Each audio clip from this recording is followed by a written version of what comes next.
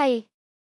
Welcome back to Braille's channel. Nagbabalik po tayong muli para sa panibagong payout schedule ng ating social pension as of this date October 15. Para sa lahat po ng naghihintay ng ating bagong schedule, ay baka isa na po ang inyong lugar sa ating babanggitin, kung saan ang mga ito, kailan at saan gaganapin ang mga payout ay yan po ang ating ibabahagi ngayon. But before po tayo mag-start sa ating topic, kung bago ka pa lang sa aking channel, please do kindly subscribe, like, and share na din. Sa ating mga kaibigan, kaanak o kapwa po natin pensioners at please share na din po sa ating mga social media accounts para mas marami pa po ang makaalam ng magandang balita na ito. With no further ado, let's begin na po sa ating topic. The latest news. Social pension bagong payout updates as of October 15 of year 2024. Saan kaya ang mga ito? Buong detalye alamin, narito na po ang mga bagong payout updates as of this date October 15. Simulan po muna natin sa probinsya ng Iligan City. Ang lahat ng beneficiaries ay makakatanggap ng para sa fourth quarter ng taon amounting to 3,000 pesos. Nag-start na po kahapon ang inyong payout para sa Barangay Dikilaan, Mainit, Bunbunon, Pugaan, Abuno, Tipanoy, Mandulog, Dulag, Kalilangan, Lanipaw, Rogongon, Panuruganan, Barangay Bunawan, Kabaksanan at ang Barangay Hindang.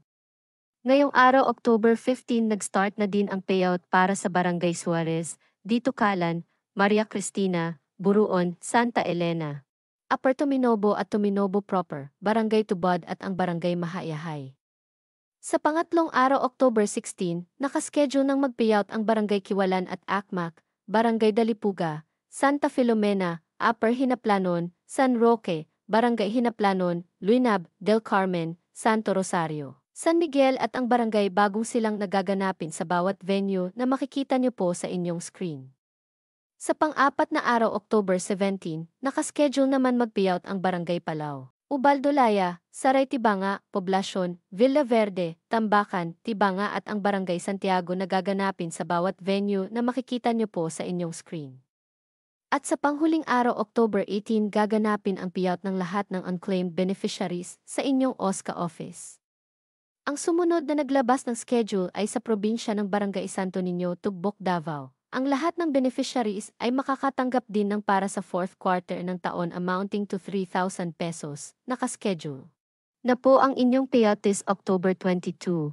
Sa umaga nakaschedule ang Phase 1 o first batch, Phase 2 o second batch, Phase 3 o third batch. At sa hapon naman nakaschedule ang Green Meadow Subdivision, Camellia Cerritos, at ang Bamboo Estate ang mag-payout. Ito ay gaganapin sa Barangay Minijim, Barangay Santo Niño. Ang sumunod na schedule ay sa probinsya ng Poblacion, Pamplona, Camarines Sur. Ang lahat ng beneficiaries ay makakatanggap ng para sa third quarter ng taon amounting to 3,000 pesos. Nakapag-start na po ngayong araw ang payout para sa Barangay Kagbunga, Kagbibi, Patong, San Ramon, San Vicente, Salvacion at ang Barangay Kalawat. On October 16, nakaschedule mag-payout ang Barangay Tampadong, Veneration, Batang, Tambo at ang Barangay del Rosario. At sa October 17, nakaschedule na rin mag-payout ang Barangay Burabod, San Rafael, San Gabriel at ang Barangay San Isidro. Ang venue at oras ay makikita niyo po sa inyong screen. Ang sumunod naman na schedule ay sa Dasmariñas, Cavite. Nakaschedule na po ang inyong payout this October 16 na gaganapin sa Dasma Arena Table 8 Gate 4 na mag-start ng alas 10 ng umaga. Sumunod naman ang Barangay Tabon 2, Cavite City. Nakaschedule na po ang inyong payout this October 17 na gaganapin sa inyong Barangay Covered Court na mag-start ng 8:30 to 1 ng hapon.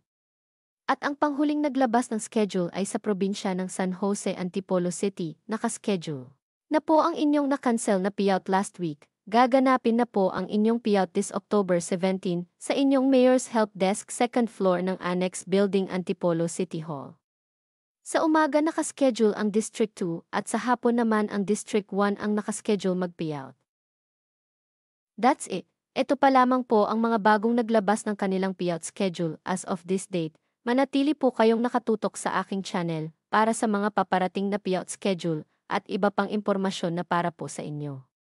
Marami pong salamat and God bless everyone.